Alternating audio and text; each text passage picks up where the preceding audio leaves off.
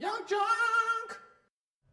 What's up, Joel, our sidekicks and henchfolk out there in the Geek Nation, and thank you for tuning in to the longest-running pop culture comic book podcast in the world. That's a fact. Cult Pop Podcast Live, episode 123. The 123 may seem like we aren't the longest running, but that's like 123 of 900 and something. Yeah, we've had 1,002. At least 900 something episodes. Classic. Yeah. Anyway, hi. If you're new here, this is a place where we talk about comics and movie and TV, the practicality of digitally adding or removing a mustache in post-production. That's right. It's pronounced mustache. And all the other things that scratch your nerdy little itch. Tonight we're broadcasting to you from Young Junk Young Junk! HQ, a bomb-ass podcast studio in Philadelphia, PA. no, I got nothing else. Yep, that's it. That's all. Yep. Good show. We did it. My name is Noel. Tonight, we will be guiding you through a very possible but undeniably nerdy mission. Joining me tonight is co-host of the other greatest podcast on the planet, Inside the Morgue. That's me. Well, not Inside the Morgue. My name is Alice, and I co-host Inside the Morgue. The podcast name is Alice. Yeah. Also with us tonight is the incomparable, undeniable Dylan. But then also to my left is JD. Oh, hey, hi. Of Johnny Destructo's Hero Complex, located at 4327 Main Street, Philadelphia, PA 19127. It's a rad-ass comic shop that caters to rad-ass folks out there who like rad-ass things. So come buy them from me. Obviously, last but not least, Dylan, over there in the booth. Hello. If anyone's watching this, because at least one person is. Hi, Robert. And they want to know how to work with you and do something at Young Junk HQ, the space, the services. How do they inquire? The foot massage. all the your services. foot massage needs.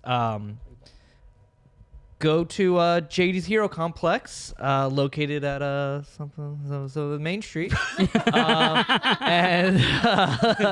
But if you want a podcast, you knock can on the door constantly. Yeah, demand it. Don't go in. Don't go in. Yeah. Demand it. But if you want a podcast, then you can email me, Dylan@youngjunk.com.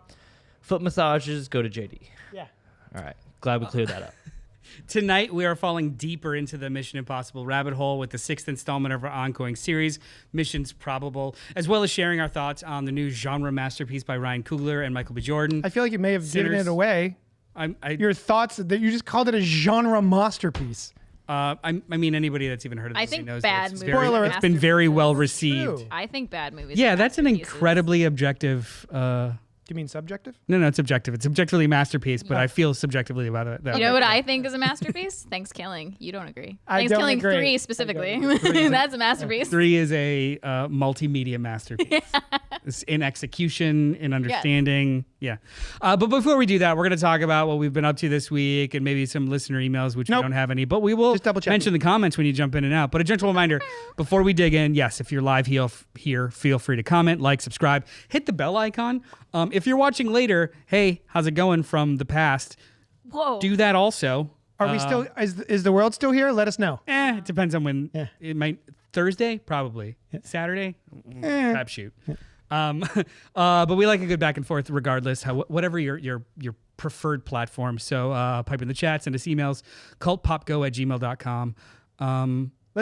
We got a comment. Robert Monroe Jr. says, "I saw Sinners last night. Again on Monday with my daughter, and I might see it Saturday in IMAX." Good stuff, man. Holy cats! Yeah, we're gonna like it. And you know what? Too, we talked before we recorded about how much we're gonna get into the movie.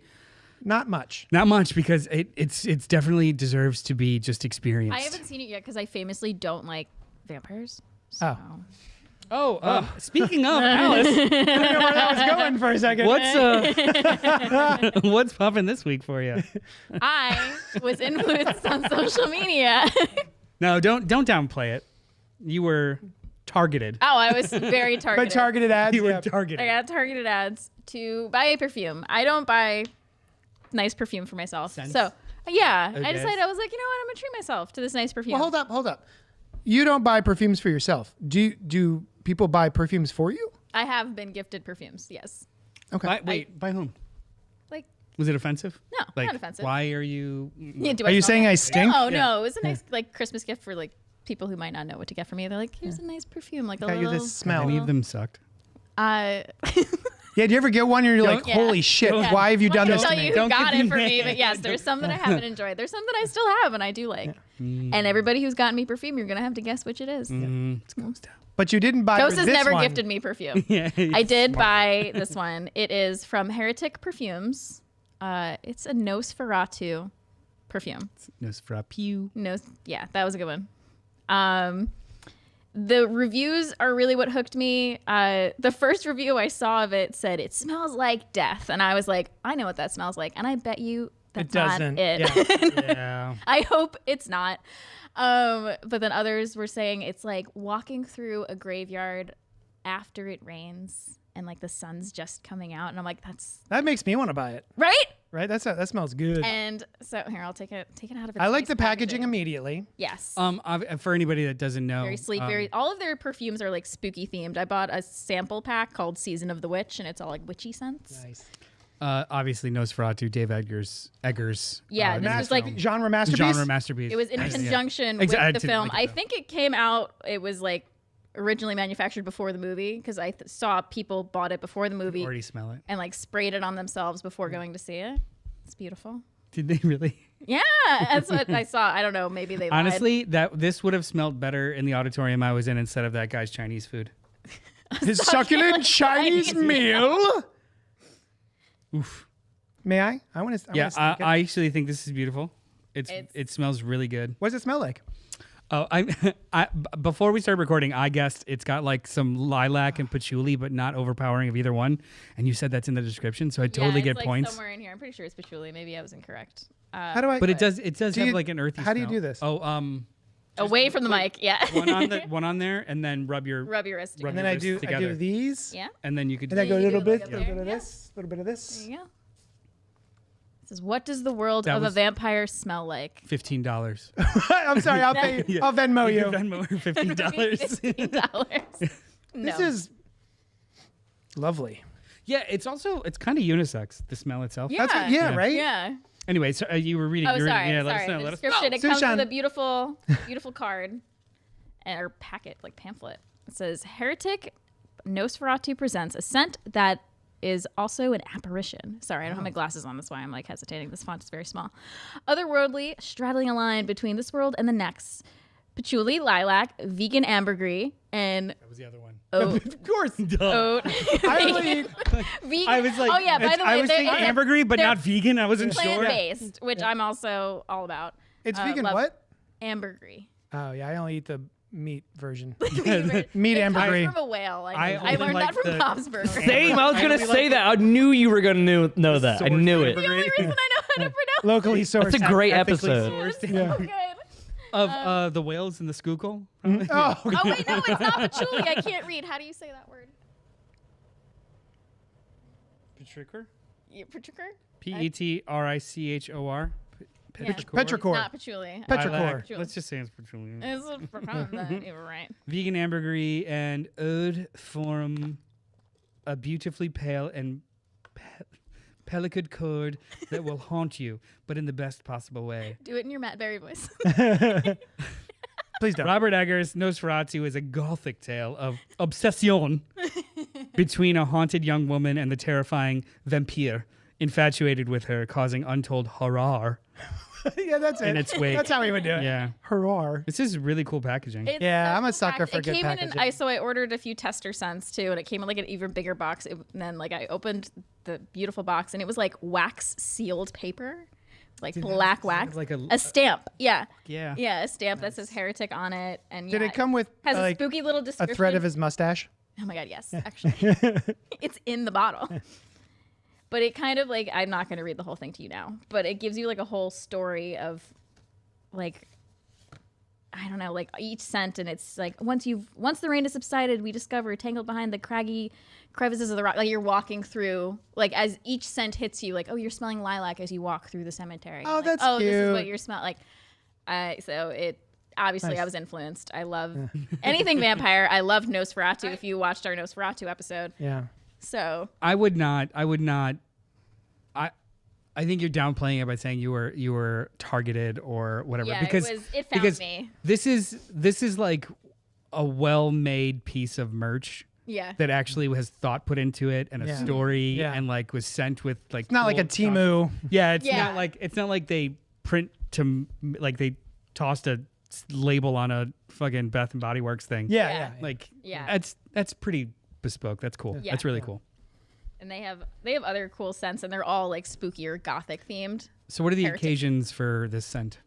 I've literally worn it every day since I bought it. I just Wait. want people to think I smell like Was this.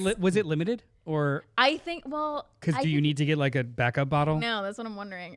I was like, it has to be limited because it's a movie. Right? If It it's doesn't still keep available making and you it. like it, like Yeah. 5 years from now, because if you go through perfume, I don't usually, especially where I work.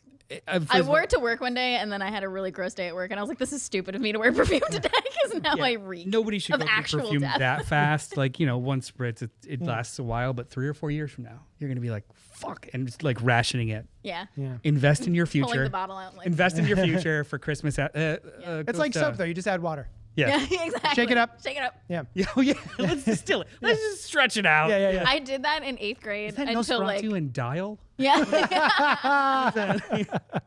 Sorry. I did that in 8th grade with my toxic Britney Spears perfume. I loved that perfume so much. Or maybe it was still make it? Fantasy. It was Fantasy by Britney Spears, I They think. still make it.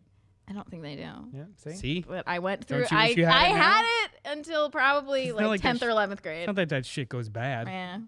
Actually, does Does it? perfume I go don't know. bad? No idea. Does eau de parfum go bad or It toilette? was a warning. This is flammable, though. Speaking. Hey, no. Only the good shit. Don't light a cigarette near me. Oh yeah, look it up for me. He's Googling it. Does perfume Yes, Yes, perfume can does expire. expire and go bad. exposure to air, temperature changes, and sunlight can cause the fragrance to degrade and change over time, while an unopened bottle might last for several years. See, you're good. Okay. Yeah. Well, this was definitely.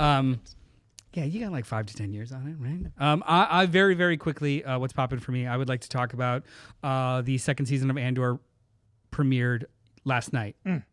Last night? No, Tuesday night. I just got internet today, so And longtime listeners know that I think it's probably top 3 Star Wars period. Like it's up there. And previously, the first season, which was 12 episodes, they structured the show in kind of like the whole show took course over the course of a year. And then every 3 episodes was like its own mini arc. Yeah. Like he was in prison for 3 episodes, the heist for 3 episodes, So this time it's 12 episodes, and every week they're releasing 3, which is a full arc. Oh. And every arc has a year jump in between. it's only a 3-week show. 4 weeks, 3 episodes per show. You don't have to watch them all when they drop, but like it's 12 episodes, but 3 will be released each week. Gotcha. I was thinking And it leads up to the very beginning of Rogue One. Nice. Because love that. I because need to watch the first season of the show was 5 years BBY. Before the Battle of Yavin. which is the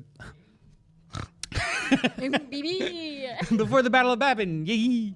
But the first episode shows up. It just says BBY 4. Yeah. And then the 4th episode will be BBY 3, and then it'll lead right up to That's cool. yeah.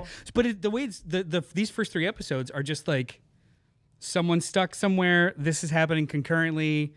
How do we get out of it? 3 episodes, and then it'll just be a year later, and we're in this other situation as it builds, which is so cool. This is how TV should be done, where you can play with the format, you can mess around with release schedules, you can lean your story into the things that you have available, as opposed to like Shoehorn. 40 minutes, let's slap the ending here, and we'll do this there. Like really play with the format, and I'm very excited to finish it. All the early reviews. And everyone's got a chance to watch the whole thing. Have basically all been saying that it's the best Star Wars. Yeah. Period. Yeah, I listened to the film Stars. cast. The best star. Yeah. Yeah. Yeah, I was listening to the film cast today, and they were talking about how it's the best piece of television ever. Yeah. I'm very. They've watched the whole. They've seen the whole thing already. I am going to be out of the country for the finale, so I'm wondering. Well, the internet is everywhere. Do I want to watch it on my laptop in the middle of a hotel Maybe somewhere? Yeah, you're right. Maybe. you probably do. Probably do. Yeah, glad I could but- answer that for you. But anyway, JD, Hey, hi. what have we been up to? Well, I'll tell you what we were up to. 2 of the 3 of us went and saw The Sinners. Gone, Saul Sinners. Gone and saw Sinners. which is in theaters now, directed by Ryan Coogler. Oh, here we go. Written and directed by Ryan Coogler, starring Michael B. Jordan, Haley Steinfeld, Wunmi Mosaku, Jamie Lawson, Delroy Lindo, Lee Jun Lee, Jack O'Connell, and introducing Miles Catan. Trying to leave their troubled lives behind, twin brothers return to their Mississippi home to start again, only to discover that an even greater evil is waiting to welcome them back. It has a 98% Rotten Tomatoes and a 97% audience score. What is the best audience? What's the best Rotten Tomatoes? 100. Thanks, guys. Cool. You're both pieces of shit. There are movies that have gotten hundreds. I'm asking, do any movies? What are the movies? Just keep talking. I'll I look it up. realized damn it. what question you were asking after I said Hey guys, 100. which percentage of 100% is the best percentage? Fucking. Anyway, we went and saw. Ask a stupid question, get a straight answer. Yes. So Sushan and I went to go see this last night. We finally were able to get a babysitter, thanks Ray, and go to a theater to see a movie, and that in itself was wonderful. And it was such a hectic day that I kind of didn't even want to go. I was a grumpalumpicus. I was just so upset. It was just quite a day. And then, but we had plans and everything, and we should go because we had, the only time we could go. And boy, we both walked out of that theater, I think I said earlier, ebullient. We were just so excited. It was a cinematic experience that doesn't come along very often. And Sushan does not like horror movies. It's not like she's against them, but she does not care about them. And we were going into the theater, she's like, oh man, I really hope that this one's good. I hope it does what I like, which is character work and making me care. Because the thing about horror movies for her is if she's not invested in any of the characters, then their fates mean nothing to her, which I can go either way. Sometimes it's fun to just watch Jason, get it done, right? That's why a lot of people don't like horror movies. Yeah. For us, we like both make me care and then rip my heart out. And other times it's make it cool. I don't care. They're all fodder. Yeah. Yes. But I could see not giving a shit about the latter. Yeah. Yeah. So she left the theater. I rarely see her that excited and enthusiastic about a horror movie. I don't think we should talk about this movie yet. That's why I'm being very broad. Yeah.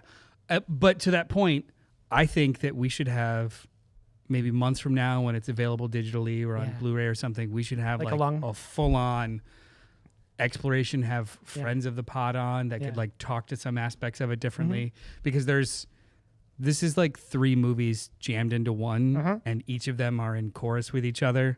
Yeah. Well done. It's just, this is better than, it's just a good movie. It's just a great movie. Oh, you want to know other movies that are 100? Sure. 100% movies.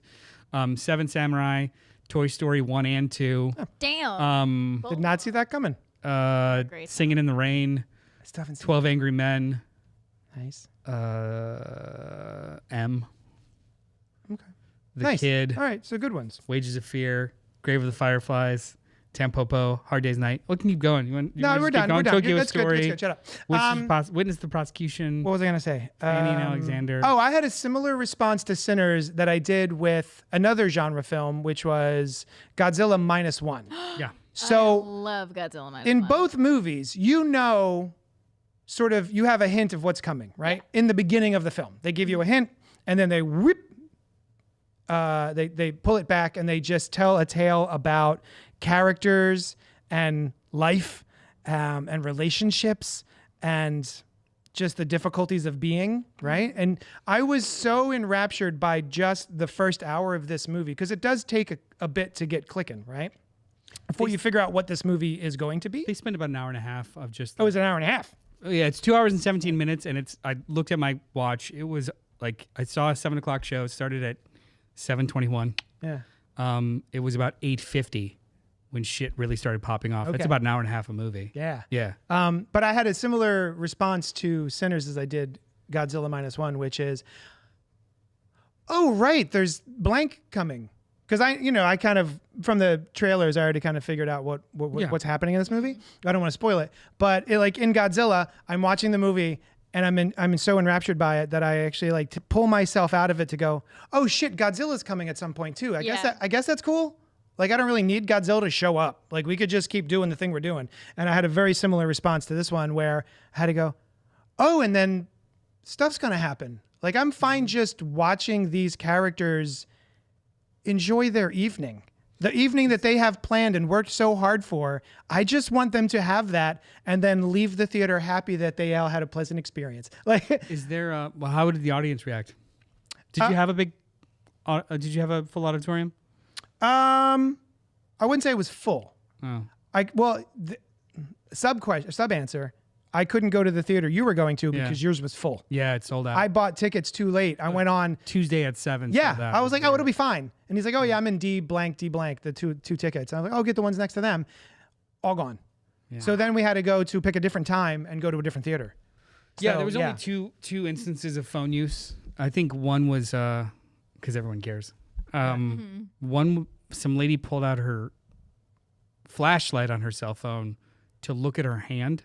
Oh, is it still there? Cool. Yeah, well, she did it like 3 times, and I couldn't tell because she was like the row in front of us. I couldn't tell what she was looking for in her hand. Green M&M. So I was really hoping that it was just bleeding and falling off because she wouldn't turn the fucking thing off. But other than that, no, everyone was in the movie. So like I don't need people to be silent. But if you're going to like make noise, be present. Do it in concert with the movie. Be present with the movie. Like gasp, ooh, oh my god, no, they didn't. That's fine. Mm-hmm. It's the nonsense. I'm too cool for this shit. Yeah. Main character shit in between that I can't. Just laugh reacting. I can't stand. Yeah, like just lolzing and like, oh, can you believe that shit? Yeah, I hate it. It's so funny. I had this bit of a tangent, but so I'm sitting here. There's a gentleman to my right, and the whole movie he's got his phone out, and I'm just like, every so often it grabs my attention. And I'm like, this phone, man, just put your phone away, please. And then I realize I finally actually like kind of glance over. He didn't have his phone out. It's the bright blue because it's those seats that, and it's got a bright blue oval around it, so you know where to press to. So the theater you went to, Plymouth Meeting. Yeah. I've had trouble in that theater before. When there's some auditoriums that have the hallway in between, so like it's the main seating area and then a row in between and then like a put railing. Your feet up on the railing, yeah. If you're on the railing, their aisle lights are too bright. Yeah. Which fucks with like the screen. Mm-hmm. So you have to like find a space that's either up or past the aisle lights. Yeah. Same thing with some of the and then if you're like you know they have the food theaters, the food service theaters. Tavern. Yeah, like movie tavern. I made the mistake of seeing a 3D movie there once. Oh god. For 3D to work, the brightest thing in the room has to be behind the screen so your eyes can actually process the 3D image. Yeah. They have to have their aisle lights up higher so the fucking servers don't like walk into a wall or spill everything. Yeah. So the whole time, like the 3D's not working, the light over here is like interrupting with it, and you're just like, what the fuck is the point of this? Yeah. One of the funniest stories about an experience at a movie tavern. Hot wings. No, Jess. This happened to Jess and her sister. She told me they went to movie tavern to go see A Quiet Place. So then, like every crunch they took, it was just so loud. Yeah. I just felt like they were interrupting everything. I get anxiety if I'm trying to eat food and it's like all of a sudden everybody's like quiet and someone's dying or something, and I'm like, yeah, they just told me that like in a passing sentence. I was like, that's actually hilarious. How do you feel about those places? The full service. I had a great time when I think Jess and I went together. It was the first time I'd been at a place like that. What did we go see? I think it's a cool novelty. If I'm seeing Final Destination, wonderful. Yeah, we went to go see something.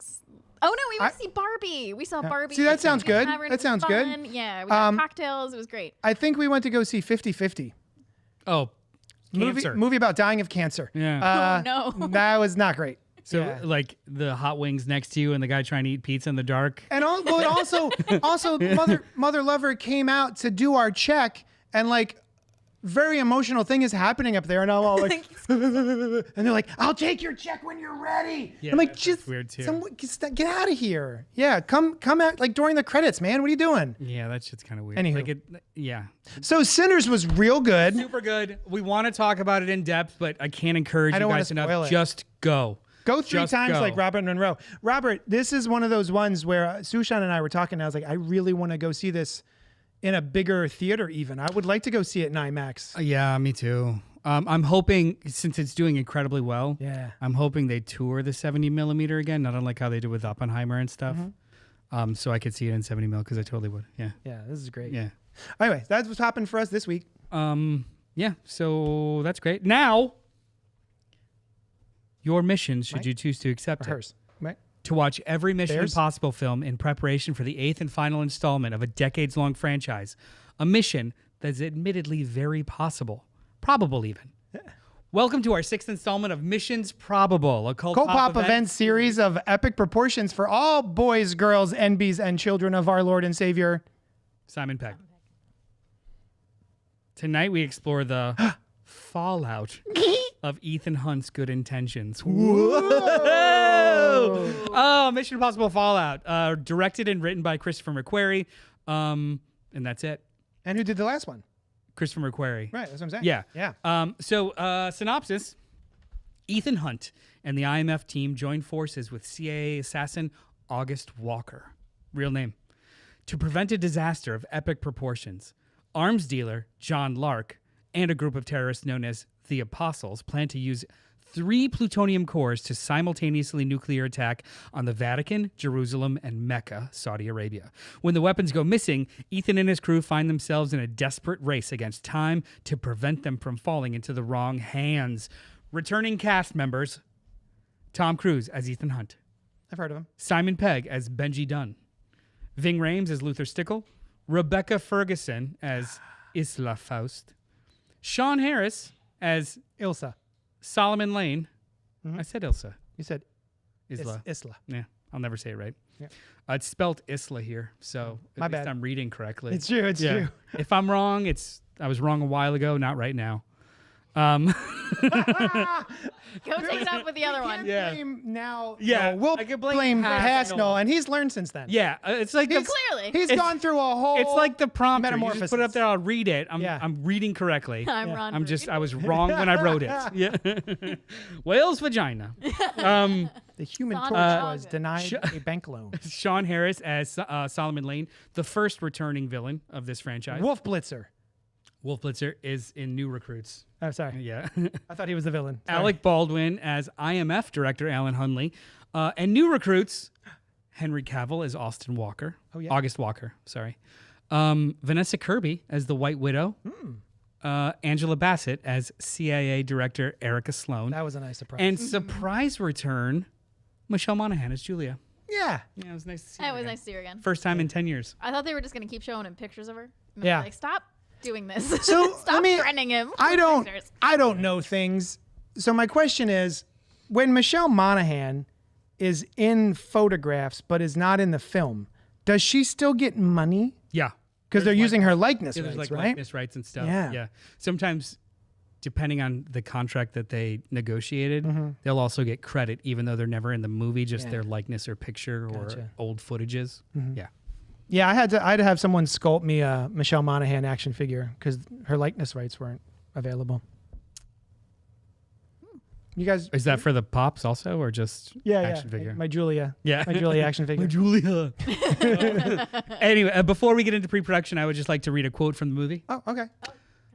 How many times has Hunt's government betrayed him, disavowed him, cast him aside, and how long before a man like that has had enough? At least 6 times. Or 5. This is the 6th. Oh, that's true. Yeah, That's 5. true. Yeah.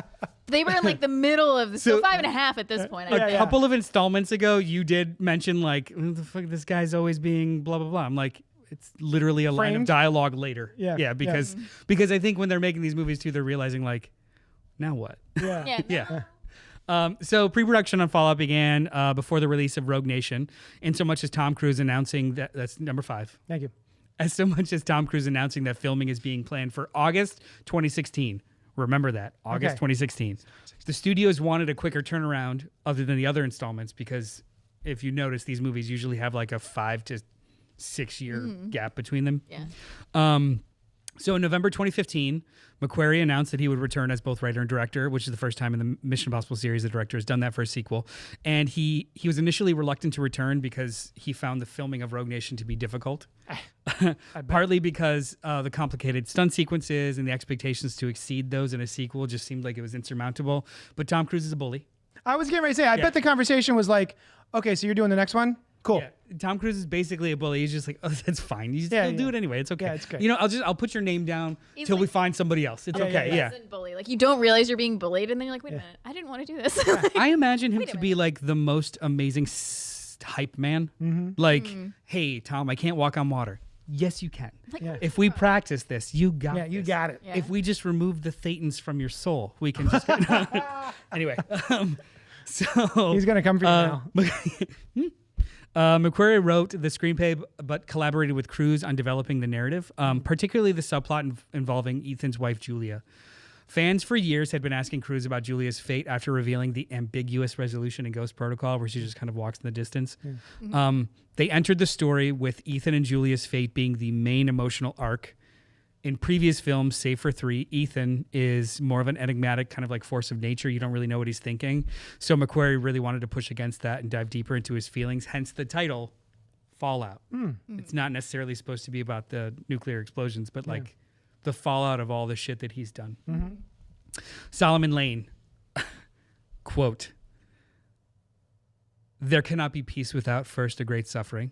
The greater the suffering, the greater the peace. The end you've always feared is coming. It's coming, and the blood will be on your hands. The fallout of all your good intentions." He said the name. That's one of the moments where he's like, "Who's on the title?" The opening abandoned ideas for Rogue Nation were incorporated into this. Oh. So namely the motorcycle Paris heist with Lane. All of that was loved that. initially, because like there was supposed to be a part in 5 where they have to break Lane out and use him, but it just didn't fit, so they just pushed it to this one. That whole The thing. shot inside the truck of him having to like hold his breath. Oh, and the water tilting. Oh, good. my! He like Absolutely good. hyperventilates before. Oh my god. And the cold open, the mousetrap sequence with Wolf Blitzer. Yeah. That was supposed to be a trick in Rogue Nation that they kind of pulled, and it became the cold open of this one. Do you think that it was effective here? That cold open of When I the saw thing it- we've seen several times. When I saw it in person. You were there? Yeah, when they were filming it. Yeah, when you were filming it. You were next to Wolf Blitzer. So when I went and saw it in theaters, I saw it alone on my own because no one else cares. About the movie, not you. I had read that the movie like takes it up a notch and it's crazy, and when they reveal in the first 15 minutes that they did set off a nuclear explosion in 3 places. they did that. Yeah. And the movie's called Fallout. I was like, are they actually going to pull? Is this what the movie's going to be? Like actually having to like when they fail, and then they did the whole thing, and I was like, that's pretty slick. Oh, see, It wasn't like a shock, but it totally was like I could see this going both ways. Yeah. Like hindsight's 20/20, obviously not. yeah. But I was a bit of a mark. I was like, let's go. Do it. Yeah. I was a little disappointed because I feel like they've already done this a couple of times in the series so far. The first movie definitely. Like, Right, The that's first how- movie's the only one that has a whole set. Yeah. Yeah. So I was like, They don't touch it since then. So as soon as we, I feel like I don't know if his acting is bad on purpose in that scene, Tom Cruise, where he's like, I'm playing bad cop, right? I feel like he's hamming it up a little bit as bad cop, like let me at him. And then they do the whole switch of like Benji as Wolf Blitzer. We got him. Like all of that stuff, I didn't buy for a second. So I was just kind of like, oh, we're just doing this again. It feels like Are you also cynical and you hated it? No, I thought it was. I thought it was. Yeah, I didn't know if it actually happened or not. I thought the same thing. I was like, oh my god, did they actually do it? Yeah, Is this a setup? I thought it was effective the for me at movies least. have a escalation quality that I, not having seen any trailers for the next ones or like in the moment, I was like, are they doing this? right. Yeah. Okay. But you're right. Pink Apocalypse, JD, for the 20th time, I'm always listening to the start of each episode as I get off work, But can't can't chat. chat until I arrive home. Welcome. Hey, appreciate it. How you doing? Hi, Pink. How do you feel about Nosferatu Pew? Ode Nosferatu. Yeah, can you smell it through the screen? The opening sequence of losing the plutonium, though, like the beginning. First of all, 20-minute cold open. Yeah. But that opening sequence of them losing the plutonium, it was initially meant to kill off Brandt. the Jeremy Renner character. Yeah, I noticed the lack of Jeremy Renner. Yeah. Oh my God.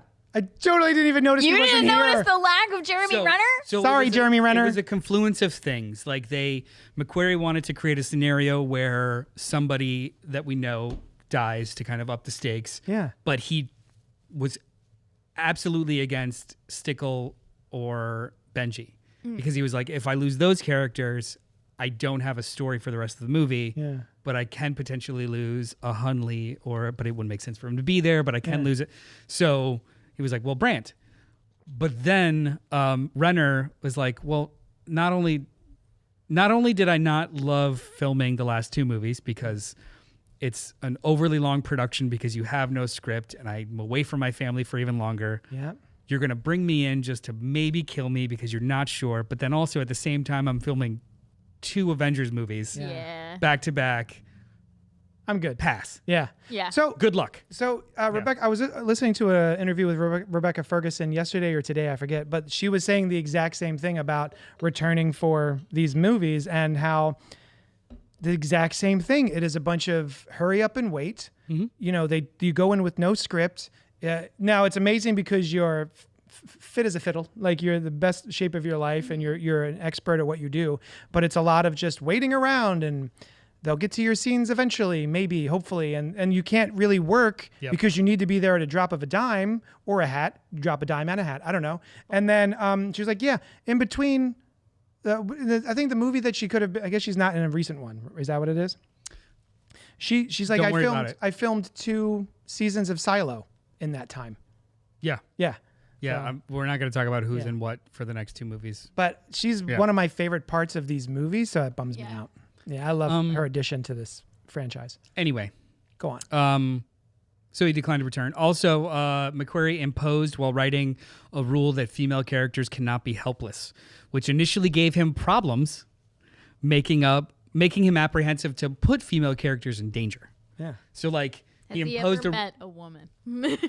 he imposed a rule on himself and then had to figure out how to not rely on impulses of making I a character. respect that. Yeah. But then he created other rules for himself. So like the sequence where Lane captures Ilsa. Ilsa? Good. Okay. Making sure I'm not doing it wrong again.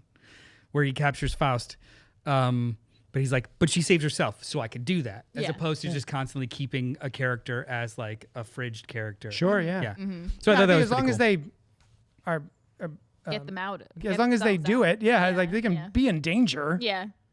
So this is where I mean, I'd rather not be, but this is where things start to go off the rails. According to the Hollywood Reporter, unspecified script issues risked delaying the film. Initial hopes were that production would start in July 2016, which was delayed to November 2016 because of script stuff. you told us to remember then- August, Right. Yeah. which is between those. August I already 2015. forgot. August 2015 was when they were like, we're doing another movie. We're going to film it summer of 2016. Okay. Summer of 2016 comes. Script's not ready. They're like, we only need a couple more months.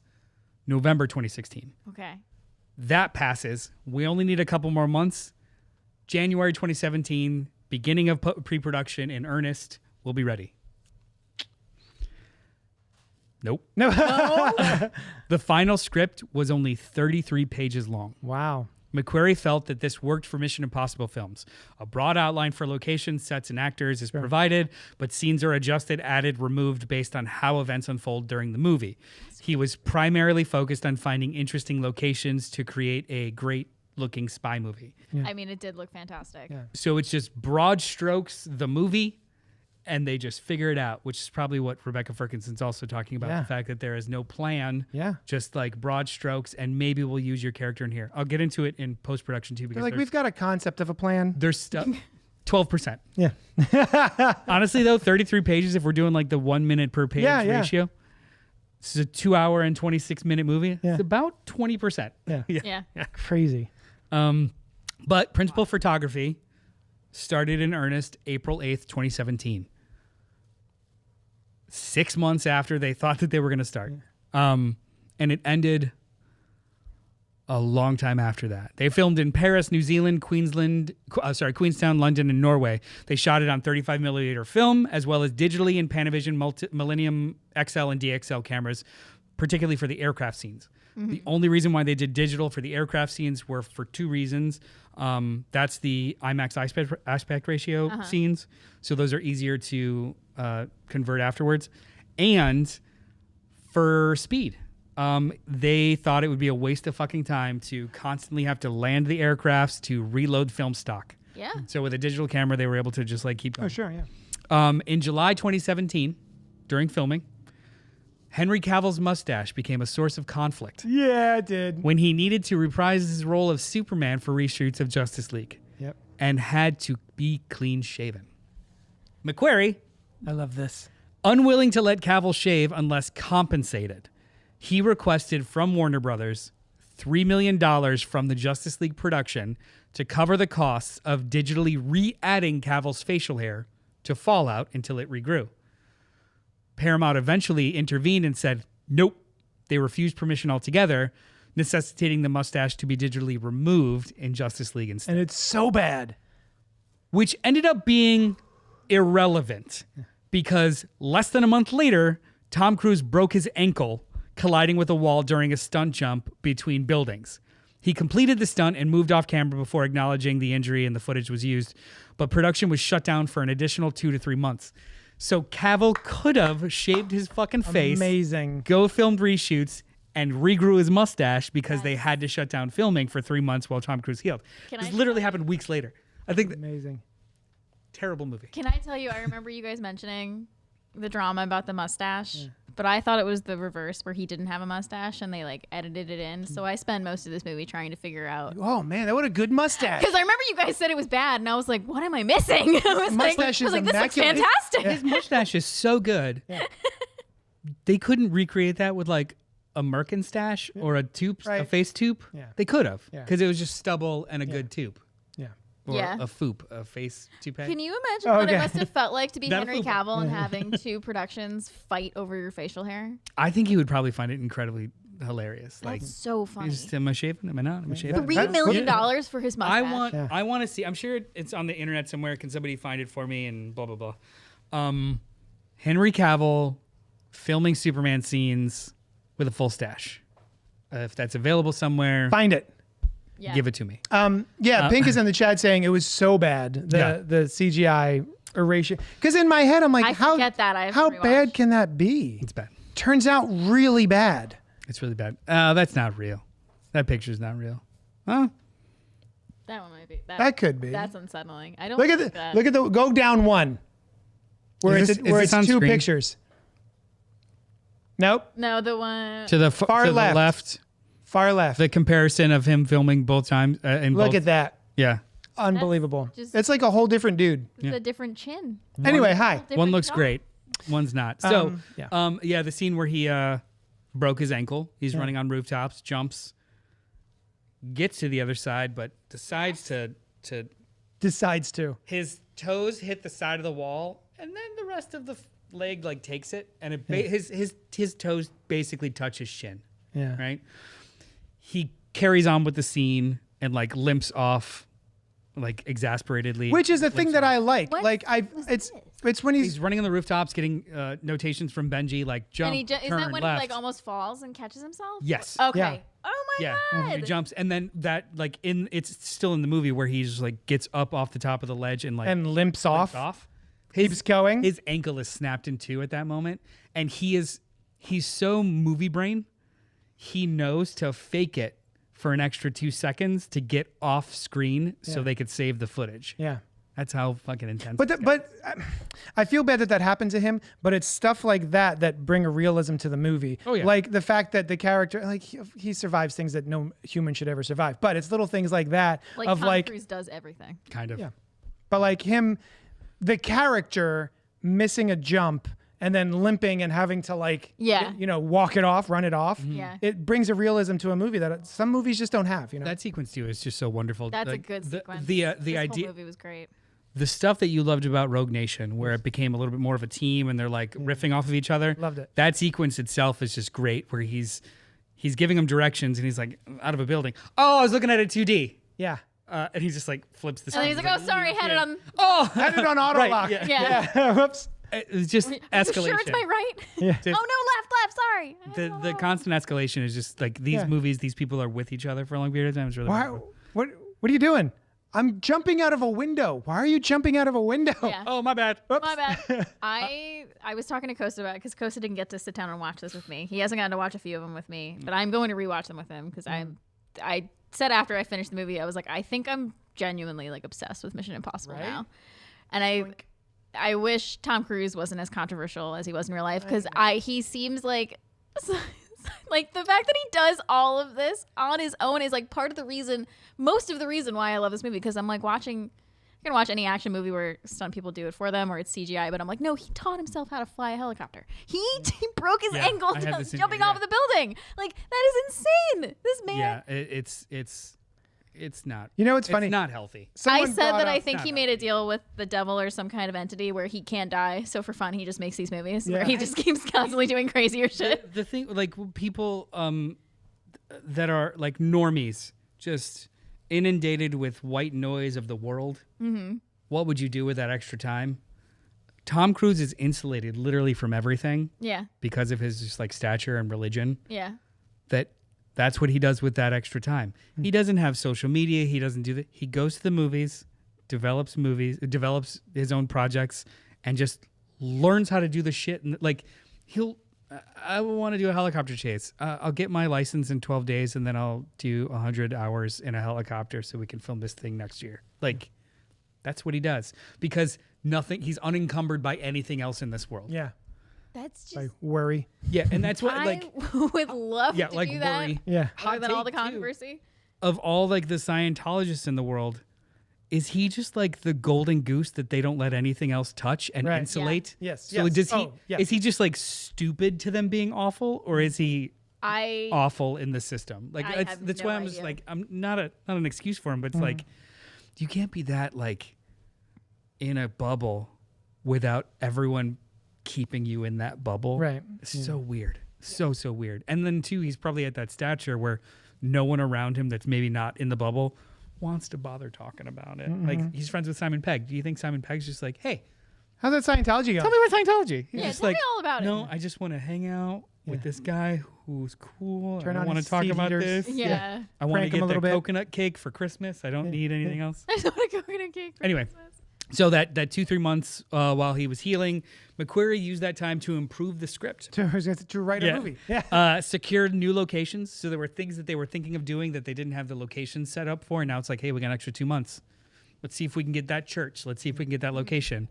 And then they also started processing and editing the existing footage because they were still adamant about making that January, I think it was like July 27th date. So that's what they did. The limited script outline allowed for many scenes to be added and developed during that process or removed.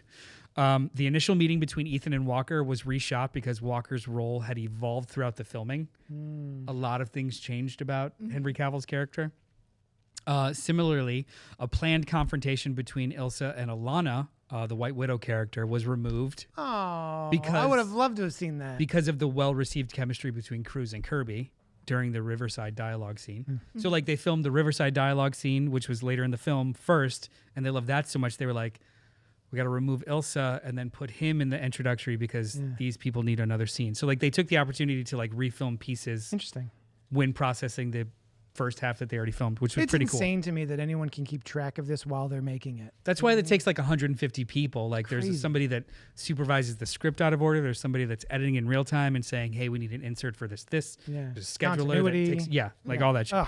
Ugh. There's also similarly a planned confrontation. Yeah, I got that already. The scene in which Ethan is gifted one of the cores by Alana in that other meeting, that was added days before they filmed.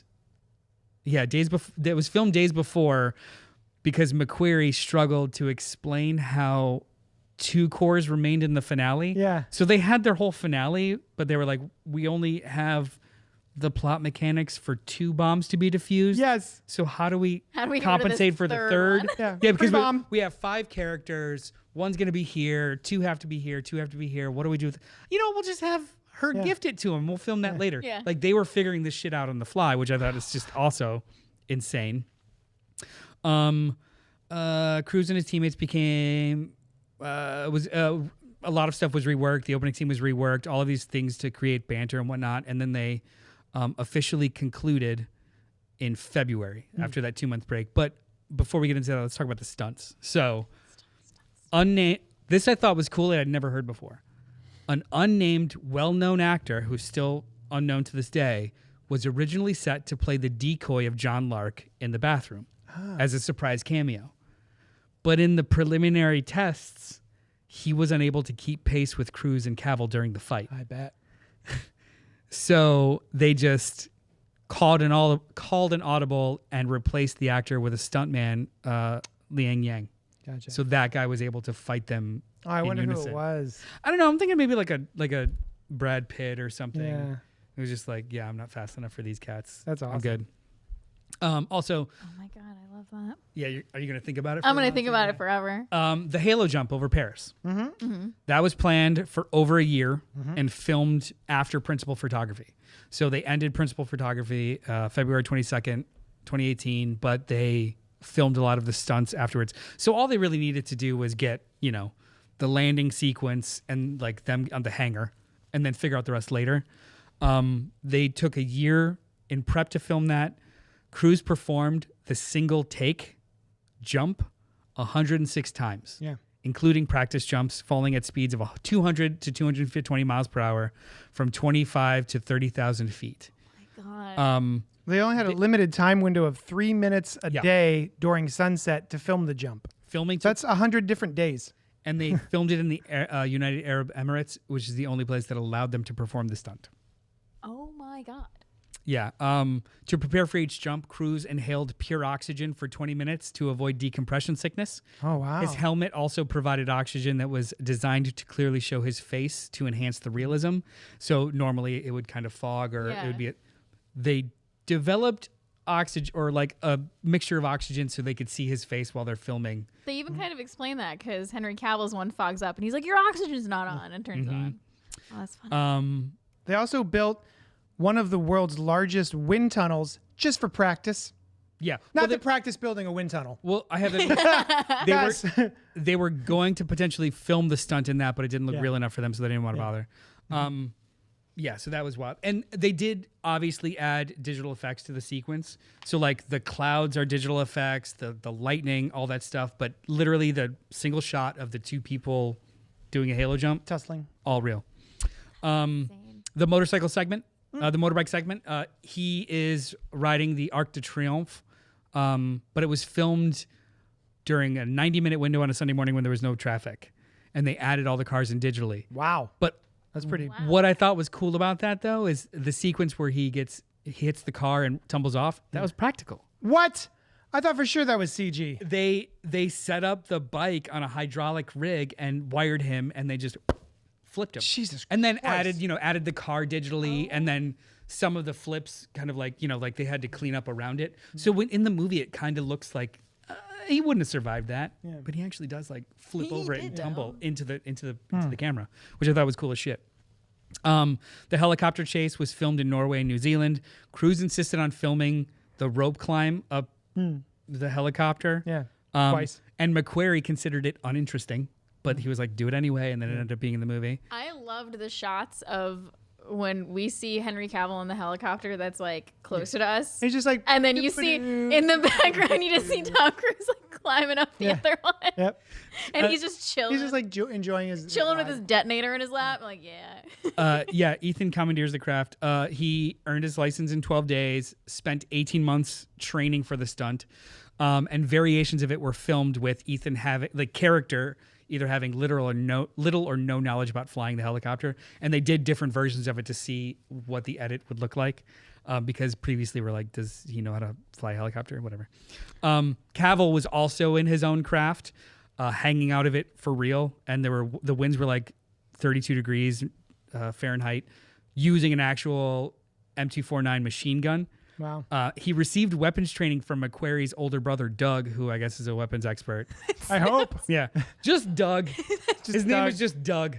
Yeah. That Doug, sounds like, I don't Doug know, Weapons. like every like kid growing up had like a friend who was like, no, my older brother knows how to do that. It's just like, No, don't point that. But yeah, I got you. Yeah. The helicopter noise in that sequence was so bad that Cavill had no instructions, and he just kind of improvised and mimicked the whole helicopter sequence. He was like, shoot that way.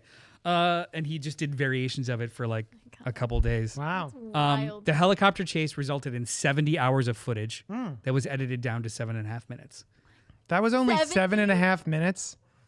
That chase was very long. So during post-production, McQuarrie considers the theatrical cut to be definitive. Sure. Anything that's out or deleted is justifiable reasons, so he doesn't believe in director's cuts. But some of the scenes that they shot that weren't included were scenes of Ilsa and Ethan kissing. Oh, I One- want them to Mooching. kiss. One scripted and one improvised, but McQuarrie felt Oh. that it weakened her character and removed future potential romantic tension. It also interfered with Ethan's unresolved relationship with Julia.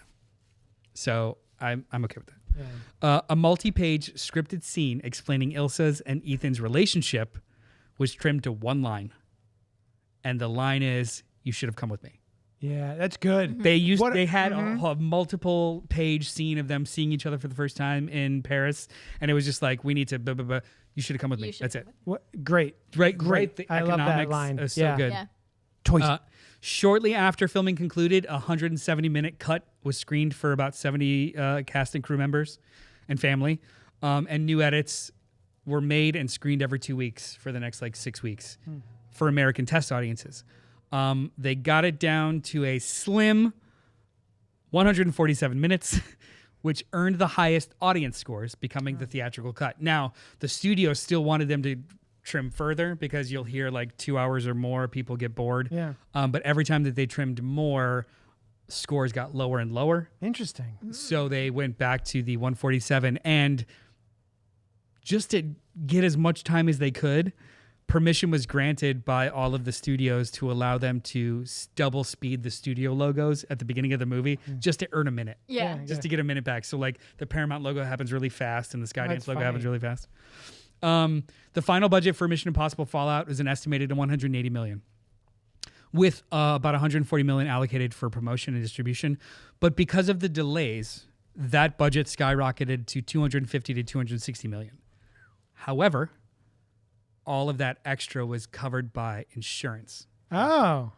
So it did cost $260 million, and that's because during the delay, they retained cast and crew and paid them the whole time.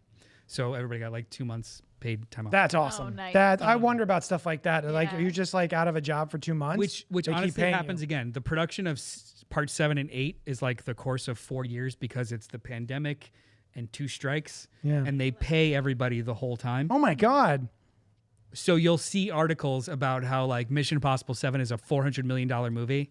It's not. It's just that they They paid everybody constantly for Yeah. a That's year of production. impressive. That's good to know. Yeah. The score was by Lorne Balfe. Lorne Balfe's writing office was adjacent to the editing room, allowing him and McQuarrie to collaborate and experiment with the rapid changes in the score in real time. So McQuarrie only used Balfe's score when reviewing and editing scenes instead of using temp score. So a lot of times when they'll edit, they'll put in a temp score that already Yeah. exists.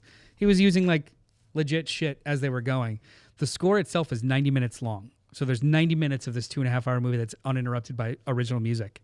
It was recorded for 30 days and large London stages using 300 musicians, 100 string players, 80 choristers, 42 brass players, 14 drums, 12 bongos, a couple of bangos, some Bengal tigers, and a few woodwind players. And the band, the Bangles and the Bengals. from the 80s. Yeah. So I'll be honest. The last movie, I was locked in on the score, listening hard. I was Yeah. real into it. I didn't even notice the score of this movie. What did you guys think of the score?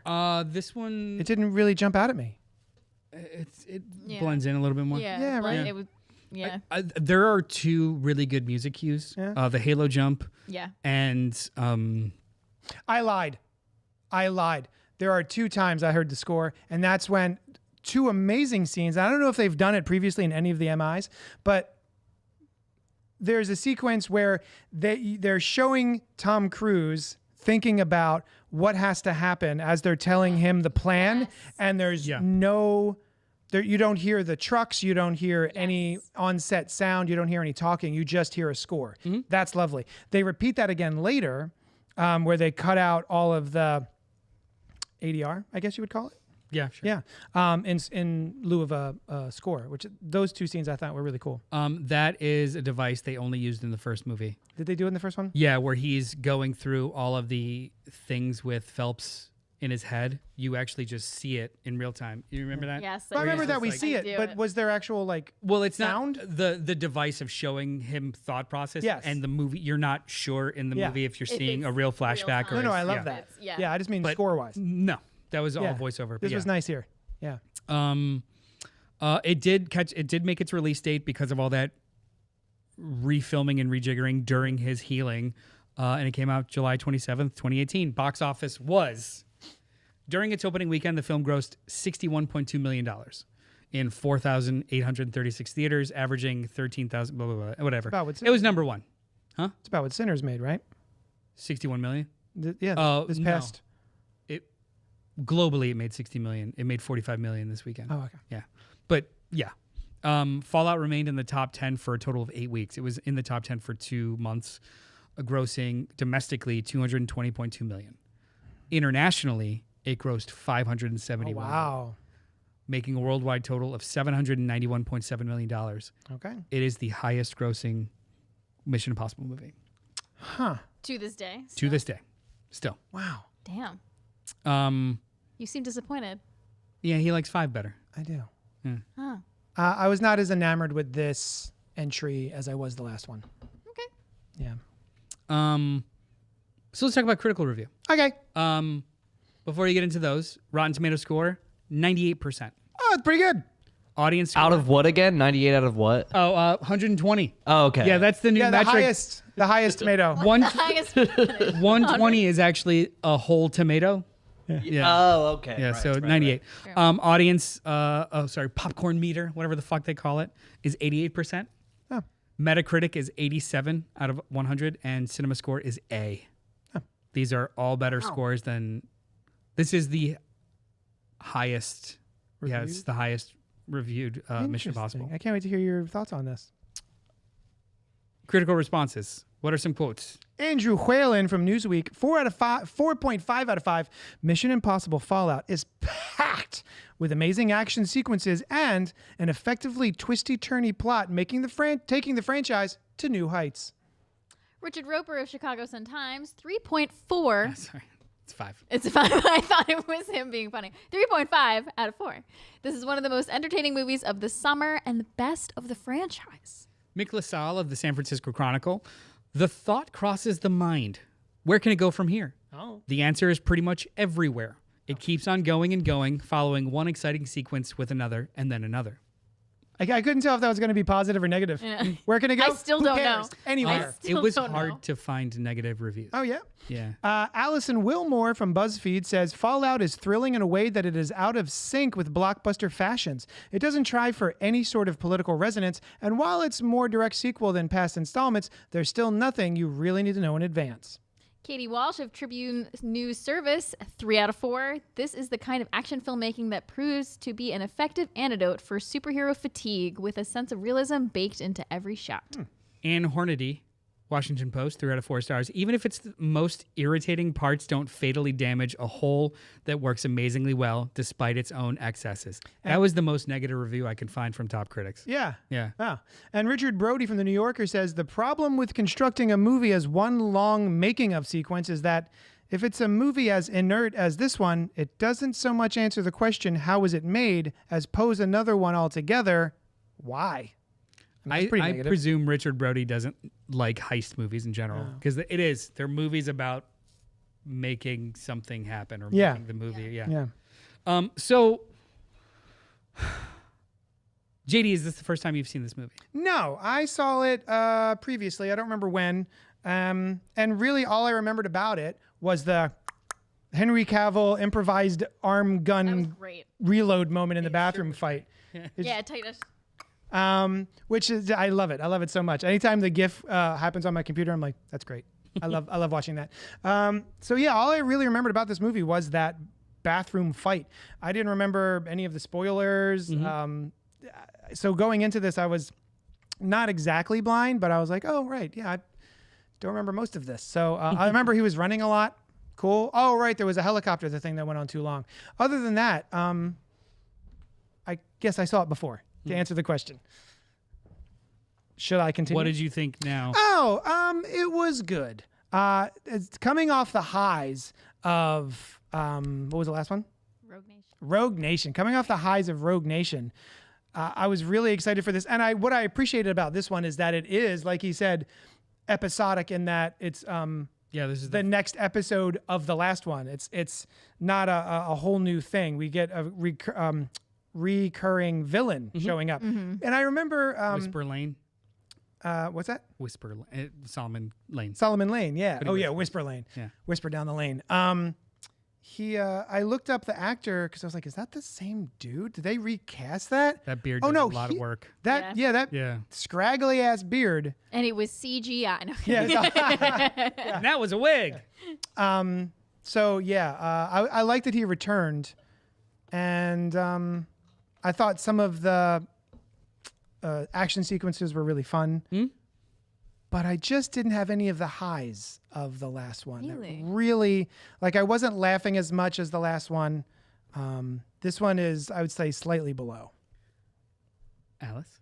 This was my first time seeing it, as with all of the Mission Impossible movies. Do I have to say that every We're gonna time? pretend every single time. Like, is this the first time? Is you've seen this? it- every single time. Yes, it's the first time I saw this. I really, really loved this one. Nice. Mm-hmm. And I don't know if it's just because I love the stunts, as I've talked about, and so there were a lot of really cool stunts, like a lot of cool shots. I've seen the jumping out of the helicopter or the plane into Paris, the helicopter scene, learning that he taught himself how to not taught himself, but got lessons to him. See, He's got a helicopter. He built his own helicopter from scratch. Seeing this in IMAX was absolutely intense because there are shots of him in the cockpit, whole body, like you can see his feet and his head and out what he's seeing out the window, actually maneuvering the helicopter. And I'm like, now I want to see. you can't make this shit up. This is awesome. Yeah. This was the one that made me say to Costa, like, I think I'm obsessed with Mission Impossible now, because now I'm like, I was like, okay, this was a movie. This was a great action movie. Like, I'm obsessed with this now. Like, I'm in the franchise. I'm more in line with her. This is awesome. This is my favorite. This is my favorite Mission Impossible movie. Yeah. This is Including the ones we haven't gotten to. well, I haven't seen Or just one of so them far. So far, I do think this is better than the next one. Okay, cool. Yeah. This is like it's structurally a perfect movie. Go on. It's structurally I mean, that was the end of sentence. It's Oh, structurally sorry. a perfect movie. Like, it's incredibly economical. At the same time, it breathes. It's very, very thrilling, but doesn't feel rushed. It's emotionally resonant, or like the emotion works, but it's not ham-fisted. Like, it is just such a measured Which it could have movie. been, right? It With very that much could have page been. and a half of dialogue that he was supposed to have, and it was just like, Exactly. you should have come with me. It's Perfect. it is artists not being precious, and it's just fucking works. Yeah. And I like it is there's something about this franchise and how it's escalated over time. It has invited and brought out the most professional filmmakers, in so much as like nobody's saying you can't do that. Everyone's just trying to figure out how to do it. Yeah. And it's so cool. Like, it's kind of like in like the characters in the film, a little bit, right? Yeah. There is no we can't do that. No, it's like just the Mission how do we do it? Impossible has Yeah. become how they about keep it. making these movies in new ways. Yeah. And I think this is the nadir. This is the peak. This is kind of where they find that groove of, yeah, we're gonna fucking do this. Yeah. Also, too, I love Henry Cavill in this movie. Oh, he's Yes. yeah. He's good. Aside from, so he is the polar opposite of, Ethan. no, MI3 of Philip Seymour Hoffman. Oh yeah. Philip Yeah, for Seymour, sure. no, in a very, very good way. Philip Yeah, Seymour yeah. Hoffman was, he was able to get to the guts of Ethan. This guy is just physically imposing, and like he is the same level of threat, but in the completely different way. And up until now, there has not been that in these movies. There has not been something that like you couldn't think like, I don't know if Ethan can get past this dude. Right. Just this dude. Yeah. He's just so large. He's so large and threatening. And like Also, were And you good at what he surprised does, by too. that reveal that he is Lark? I wasn't surprised by it, but I still enjoyed it as part of the story. Because Did you watch the trailers at all? No.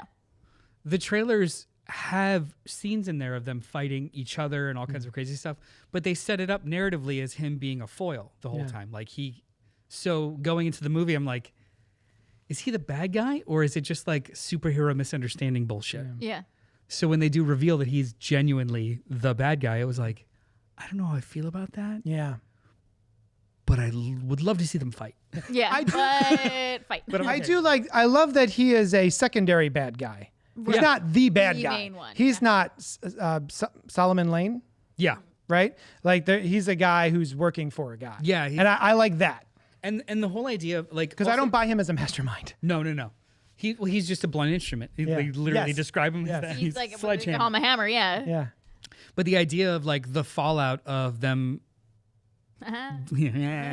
that was intentional, of them destroying the syndicate, were these evangelists that called themselves the apostles. So they're just like terrorists without a home. And I'm like, that is so juicy. Like everything about this movie, even Alec Baldwin's 2 scenes. I'm like, this is That bummed cool. me out. I bummed me I out was sad to see him go. too. Yeah. It had a good emotional weight to it. Yeah. It was Yeah, too I soon. loved, yeah. That was filmed a couple different ways. Yeah. And they didn't decide until post production that they were gonna kill him. Yeah. And he recorded the last line over his cell phone. Go. Yeah, Yeah. he recorded ADR over his cell Yeah. phone like Wow. a couple Yeah. weeks before. And it hit harder because after losing the plutonium, Yeah. he goes to like apologize to Hunley, being like, sorry, and he's like, don't apologize. Like, I picked to work for IMF because of you, because you value the life of one just as much as you value the lives of millions, which is why I know you're gonna cover my ass if you need it. And then like he's there like trying to figure out how to save him, and he's just like, just go. Like I Yeah. can't. Just go. Like It is like, scenes like that, and the one we talked about earlier with "You Should Have Come With Me" that I love about this movie. I think that the helicopter scene drags. It just keeps going. it felt like Star Wars almost, especially with the pew Yeah. pew pew pew. Yeah. pew. Oh yeah, And that you can see the I was lasers. like- Yeah. Speaking to the structure of it though, like Yeah. it is set up like Star Wars because Yeah. every single Star Wars climax usually has 2 to 3 teams Yeah. and they're concurrently doing something. Yes. So he needs to get on the helicopter to get into the other helicopter to defuse the detonator while he's hoping that they are defusing 2 other bombs that, Yeah. and they're not in contact with They each other. can't be in contact. That is 100% Star Wars. Yeah. Like in the sky, in Endor, at the same time as fighting Darth Vader. Yeah. Like, Yeah. yeah. Yeah, I That also shit's found amazing. the beginning I felt was like, oh, okay, clearly this is a setup, this is a set stage sort of thing. So that was kind of a bummer for me. And then as much as I love the little rule that he gave himself not to put women into danger unless they can get themselves out of it, I felt like Michelle Monaghan helping to defuse the bomb, helping Luther. I was like, I don't know, okay. It just felt a little bit too like Spider-Man 2, you mess with one of us, you mess with all of us, that sort of thing. It just felt a little too cute by half of like, he doesn't need you doing this. He did say he needed extra hands. He needed, Yeah. because you can't turn they set it up like he can't turn Yeah. the screw Yeah. and hold the thing at the same time. He's like, She "I need doesn't more have to be. hands." She doesn't have to be a rocket scientist. She literally just Oh has no, to use a I screwdriver. understand. I understand. It just felt a little bit too like, what do But we it- do with her? We got to have her do something. Well, Well, she could just turn the screw. It gave her cool agency in the moment though too because Yeah. she's not stupid. Like you're here. Yeah. What's actually happening? Yeah, we're doomed. How we're can- probably we're all gonna die, right? Yeah, I can. You guys I are can here? help us not die. Yeah. Maybe Well, we'll in do the that. moment when she's like, "There's 2 bombs," like, did Yeah, you yeah, say that- another bomb? Yeah. And then the moment when he looks at her, he's like, "Just go be with your husband." Mm-hmm. And I was like, Oh, it was nice to see him. Yeah. Wes Bentley. Wes Bentley. Wes Bentley, Yeah. When he's not looking at trash bags flying in the wind, he's Yeah. or in American little Horror roles Story. in, Or in Ghost Rider. Ghost Rider. one right. of the Hunger Games movies. Oh my God, he's Seneca Crane. You're Yeah, right. he's Nice. got the weird mustache. Yeah. Arn Moon's in the chat saying, I agree. This Philip Seymour was the Hoffman's best. also. I remember just as the movie ended, my mother leaned over and said, this is better than James Bond. She is 87 and loves James Bond. Yeah, nice. That's awesome. That's I'm one of your fondest memories. I love that. glad that you guys love the movie. I just I was sucked in the whole time. I was That's awesome. gasping at parts just Well, in my living room. I was like, One thing I wanted to ask you guys, when I'm watching a thing, even though I am not there having anything happen to me at all, I am sitting very comfortably on my couch. I'll go, Oh yeah. like I will physically react to someone in danger. Like, what did you do that to? God, I can't remember. I remember what I did to half of that fight. the hook in the face. Yeah. Oh yeah, When yeah. the whole helicopter and a hook dragging There's Henry Cavill down. Yeah, that There got was me. a couple times in the helicopter sequence where, because they do that thing where he's like on one helicopter and you see him coming in the other one, and he's just trying to ram him. There was a couple times where it was like, Oh, when he hits the car, Oh, when he's on the motorcycle flies and he on the just, motorcycle. it's like, oh, okay. Yeah. half of the bathroom fight just looks painful to even fake. Like that was Yeah. all like a lot of like wincing because Lark hitting him with Suitcase the hitting That him was with the pretty suitcase in the funny. face was so visceral. Yeah. Like Where's the painfully syringe? so. Didn't need it. And I love that that's got a consequence. Oh, yeah. Like it's a funny, cool moment, but then you ruined our whole plan here. With And Yeah. they fix it, but then she shoots him in the face. You Yeah. need a And he face. has I need no a face. You need a face to make a mask. It was an absolutely wonderful movie to me. Also, even though I kind of clocked it coming, I do love the situation where he's talking to Lane. He's bound up, and I'm like, I bet that's Benji. Oh, I But when Loved that. you like watching it dawn on him, you are just, it's Halloween, and you're just a bunch of Wearing people, kids in masks. Yeah, I love the realization on his face. I want more Cavill as a foil. Yeah. Yeah, he's very, very good at this. Yeah. I buy him more as this than altruistic hero. I'm assuming he's like that in The Witcher. I just couldn't get past 2 episodes. Yeah. I know. I need to watch The Witcher. I haven't watched it. I watched 2 episodes and I was like, this is a show. I don't think he's a particularly great actor, but I do find him watchable. I enjoy when he's around, but I'm not like, man, you really got to the core of that scene right there. I'm a single tear falls. Like I've just, like he's good. Let's do ratings. So do you need to be reminded of your ratings, Alex? Yes, I do. All right. You know what? I can put them on the screen for you guys. Oh, that'd be even better. That'd be fantastic. Well, you know what? Was there anything you guys didn't like? It Am I wasn't, the only one who wasn't has some, long enough. No, it's kidding. I want to talk about the length of the movie. I knew it was a long movie. It didn't feel long to me, but I had to watch another movie for Inside the Morgue right after that, and I was like, "Oh, this movie's super short. It'll feel like nothing after watching a 2.5 minute." This movie was so bad. Comparatively, also after watching this, I was like, "Oh my god, this movie's dragging," and it was only an hour and a half. Oh wow. So yeah, it was bad. That's it was impressive. a bad one. Yeah. Good morgue scenes though. Yeah, So tune in to hear us talk about that. I think But- they broke the seal with this one too, making it like 2 hours and 25 minutes. I think the next one's even longer. I think I read today that 8 is going to be the longest. Cool. It doesn't. It's going to be like Whatever. almost 3 hours. Have you Mission seen the new Impossible trailer? do not need No, to I go The haven't. 8th one, 2 hours. there's like shit with aircraft carriers and crazy shit. I'm like, what the fuck is going on? I'm not going to bother watching any trailers. Don't. Yeah. Yeah, But I they're know. I great. kind of want to just go blind. In fact, what was that? I was at the movie last night, and I went. Oh, there was a Final Destination trailer on when we went to go see it, and I just went. I closed my eyes and I looked away, and I'm like, I'm not watching. I'm not watching. la, La la la la. Talking about disruption during movies. You're just there like, la, la, la, la, la. Like, sir, the movie's been on for 20 minutes. Like a test I pattern. don't want spoilers.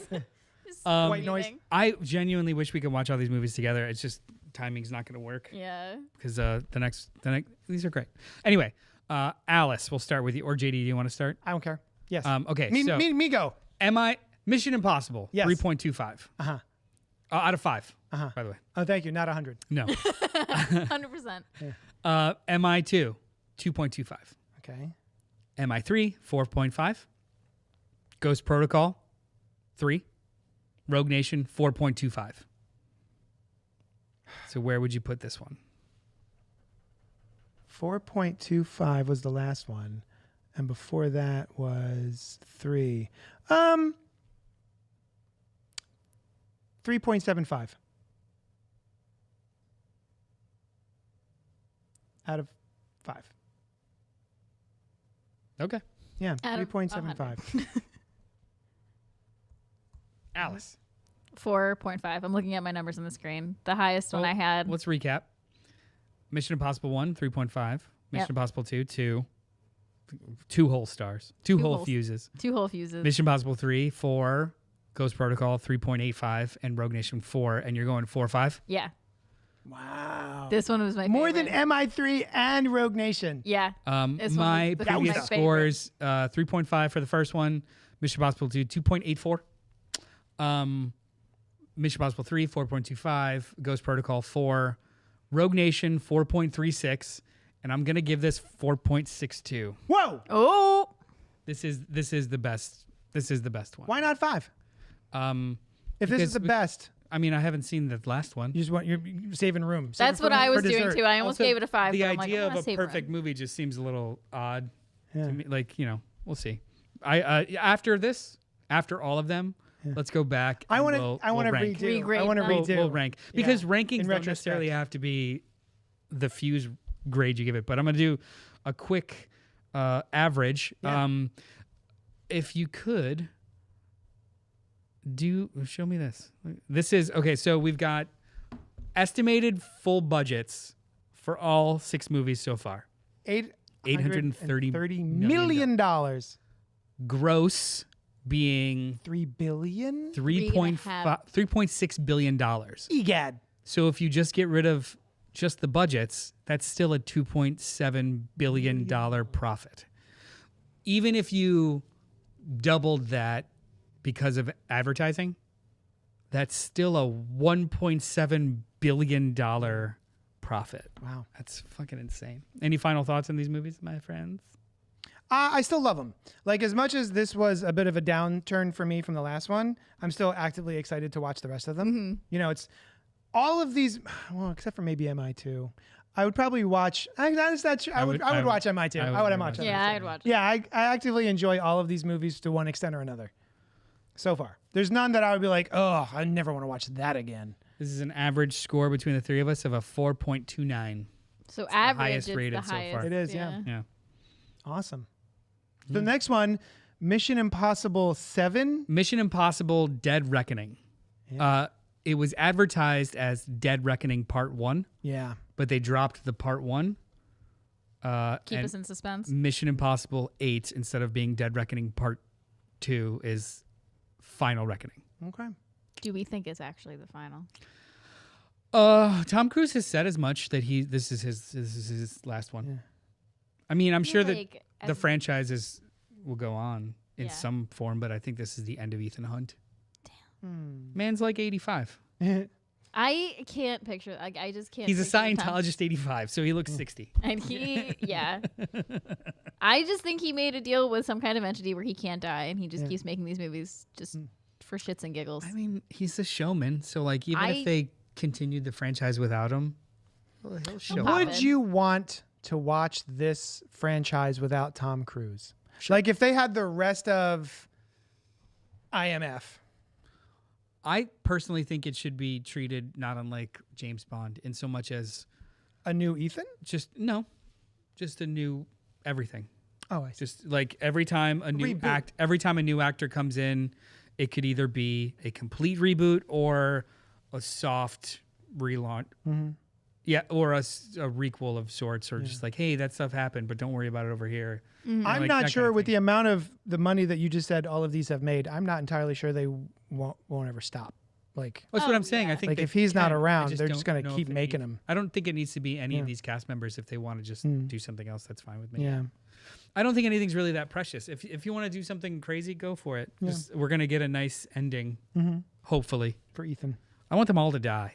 Oh my God. I In was the thinking beginning that. of I the was like, movie? I feel like just Ethan as a character is also very Tom Cruise. He's never going to stop. Like, how are they going to give him Do an we end? want to watch him die on screen? I do. You do. Yes, I personally do. I want his character arc over the last 7 movies has been the needs of the one outweigh the needs of the many in the moment, Yeah. and then we fix it later. Yeah. It would just be such a great bookend for the character to the ultimate put himself in front of everything else. Yeah. And not because I'm saving the world, probably just because like I'm saving this. I'm saving Benji. Yeah. Yeah. Oh, Like I really do think Yeah. that that's a perfect ending for him. Oh, I hope it's for saving Benji. I liked watching their relationship grow in the last episode. If any of them survive, it should just be Benji. Kill Yeah. everyone else. It's fine. And Elsa. I like And he Elsa. could be the Q forever or something. Nice. Yeah. I loved the part when he's on the motorcycle and the motorcycle wasn't starting, so he got made and he calls Benji, and Benji was like driving away on a boat with Lane in the car, and he's like without hesitation, she's like, all right, on it, and like turns pulls around.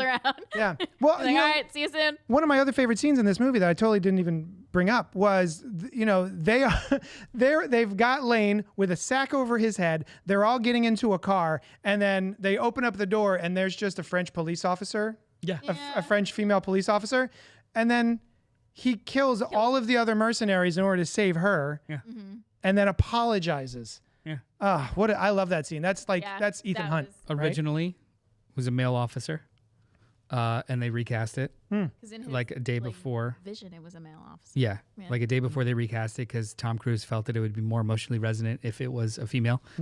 Feel how you want about that, but I guess it did work. It worked. And they also, a couple months later, shot inserts of Henry Cavill. Like there's a shot from behind him of him reaching for his gun. Yes. And in context, it's like he needs to decide in the moment if he's going to blow his cover because they're about to get caught with Lane. Yeah. Which I thought was really cool. Like that's how the Lark character kept changing during filming, where like honestly, I don't even know if they knew it was gonna be Henry Cavill. That's what it sounds like. Yeah, like it just kind of kept escalating to that. Yeah, it sounds like that. So Pink Apocalypse is in the chat. I haven't seen a single MI yet. Do it. But the idea of doing one without Cruise sounds incredibly why. I agree, but money's usually the answer. Continue the series with Ethan Hunt Jr., perhaps. Thanks, Dane. Yeah. And then Pink jumped back in. Be careful what you wish for with the character death. I'm still sore over Kirk's terrible death, and it's been a few decades. Look, just because they did it poorly doesn't did he mean that die? in Generations, Oh. a weird dummy hanging onto a bridge fell down a Oh, that's right. yeah, it was really bad. Oh. It looked really bad. Just because it happened doesn't mean it can't happen well. But like if it's a underwater saving the world from a nuclear apocalypse or something, and Well, they can't Benji gets drown away. again. yeah, He already drowned. well, it's also already too, died. How can we keep escalating these? He has Moon. He Halo jumped, Halo jumped. learned how to fly a helicopter, Yep. hung on the side of a plane, Rock climbed really dangerously. free climbed, Free climbed. in Arizona. Yeah. Multiple times. But he did it in this movie. He did it in too. this one too. I said that too. I think Costa walked into that part. I was like, he does that. That was Doing that That was for the only part of the real. movie I that like how you're bragging about Tom Cruise to your fiance. That's why I'm like, I don't know if I'd still see these movies if Tom Cruise isn't in it, because part of what draws me to it is being able to be like, He did that. fucking did that. You don't think that they would? So like, if anybody's going to like take over the franchise, be the face of the franchise, I feel like that would have to be baked in, like how. You're gonna have to almost die. Yeah, how dedicated to like, because I don't think that they would stop making them as realistic as they have been. Because that's more the franchise than Tom Cruise is. Yeah. The idea that they go out of their way to show you just how practical these movies are. Because even in the next one, every time you went to the movies, there was a 5-minute making of sequence of him jumping a motorcycle off of a cliff. I still haven't seen this movie. Yeah. I still haven't seen the upcoming I was Dead gonna say, Reckoning. neither have I. And while you're watching the making of, it's just like, yeah, I guess that's cool. What story purpose would he have to go off of a ramp, off of a cliff? And they just kind of make it work digitally. And if I didn't see those making ofs, I wouldn't know that he actually does that jump, that Halo jump, or he actually does go off that cliff because they like clean it up. Yeah. But I think that's part of it. Like the whole intensity is part of it. It doesn't necessarily have to be another character. It's just kind of like, I know that Tom Cruise is that fucking crazy. Yeah. Maybe someone else is that crazy. I guarantee you. Maybe somebody out there is maybe that Glenn Powell is that crazy. I don't know. You know what? Maybe I'm that crazy. Maybe Michael B. Cast Jordan. me. Maybe Michael B. Jordan's that goddamn crazy. Oh, that'd be awesome. Wouldn't that be would cool? pretty He's so crazy. good. Someone had pointed out, I think it was the film cast who had pointed out that the Oscars have finally, they're going to be including stunt work. Oh my. Like Oscars for stunt work. And it's going to be the year after he's done making these movies. That's a sin. Yeah. That is atrocious. Isn't that funny? Maybe they'll give him like a 5 or 10 years from now when he's riddled with arthritis. Yeah. From all of the broken everything. Maybe they'll give him an honorary. Yeah. Well, anyway, let's get out of here. Mission Impossible Fallout. My favorite of the series. Nice. Yeah, same. Sorry. I'm sorry I didn't like it as much as you guys. Sorry, I feel you bad. peaked a movie ago. I did. You know what though? It's impressive that Rogue Nation was better than, or at least as good as MI3, because MI3 was peak to me. These movies are not like there's one stinker that still has redeeming qualities. So far, my pattern seems to be the odds are my favorites. So M1, M3, and then Rogue Nation are my peaks, right? Anyway, whatever. The delta between 3 and 4 for me is pretty minuscule, just 0.25. Yeah. So it's just been an upswing the whole time. Yeah. Cool. But anyway, All right, guys. thank you, Pink. Please watch these movies. You have 6 of them to watch this month. Because when I get back at the end of the month, we're going to do 7 and 8. You missed Pink. I don't know if you listened. We read Pink's email last week. You should definitely listen to Pink's email. Yes. Yeah. About movie going experiences. It's awesome. It was intense. Oh Yeah. my God. Good email, Pink. Thank you so much. Will it piss me off? Yeah. Oh, God. Sort of. No, Well, it's kind of funny. It escalates in a way that I did not expect it to. It got crazy. Anyway, let's get the hell out of here. Oh. Say goodbye, Noel. What? Bye, Noel. Hey, thank you very much, everybody. Be sure to like, comment, subscribe. Join us next week where JD and I will figure out what we're going to talk about. Oh, yeah, I'm not here. Sorry. It's jerk. Show up anyway.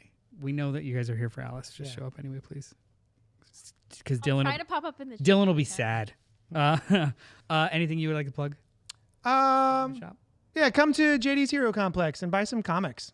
Be sure to. Free Comic Book Day is coming the first Saturday of May. So we're going to be having some signings there, including Ben Harvey, who is a cover artist for Marvel Comics right now. Maybe that's what we'll do next week. We'll bring a bunch of the Free Comic Book Day issues in and talk to people about that. Can do that too? Yeah. All right. Yeah. Where can people find you? Inside the Morgue. At Inside the Morgue Pod.